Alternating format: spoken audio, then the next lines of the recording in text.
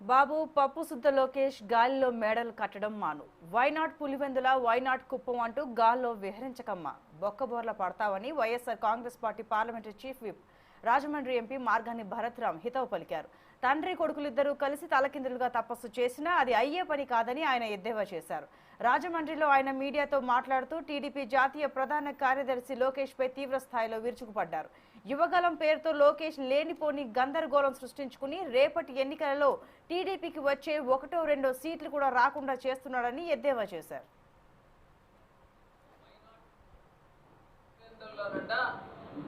గెలుస్తారంట ఎవరో తెలుగుదేశం.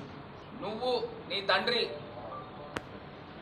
తల కిందలు తపస్సు చేసినా కానీ, తల కింద పెట్టి కాళ్ళు పైకి పెట్టి మీరు తపస్సు చేసినా కానీ అసలు పులివెందల్లో కనీస పక్షాన మినిమం అంటే మినిమం నేను చెప్తా ఉన్నా 1,00,000 మెజారిటీతో గెలుస్తారు జగన్మోహన్ రెడ్డి గారు మినిమం. అసలు నువ్వు నోటికి ఎంత వస్తే అంత మాటలు. నువ్వు వైనాట్ కుప్పం అని అంటా ఉన్నావు, వైనాట్ పులివెందులు అంటా ఉన్నావు.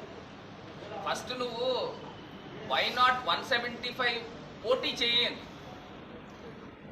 గెలవడం మాట పక్కన పెట్టండి, ఫస్ట్ మొదట పోటీ చేయండి. వైనాట్ 175 కంటెస్టింగ్ అని చెప్పేసి మీరు ప్రజల్లోకి తీసుకెళ్ళండి.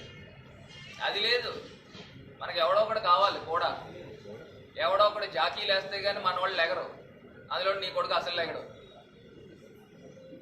ఫస్ట్ ఇప్పుడు దాకా నీ రాష్ట్రంలో నీ యొక్క రాజకీయ ముఖ చిత్రం చూస్తే ఎవరో ఒకళ్ళు సపోర్ట్ లేకపోకుండా ఇప్పుడు దాకా ఎలక్షన్కి వెళ్ళిన సందర్భం లేదు. ఒకే ఒక ఎలక్షన్ మొన్న 2019లో వెళ్ళావు.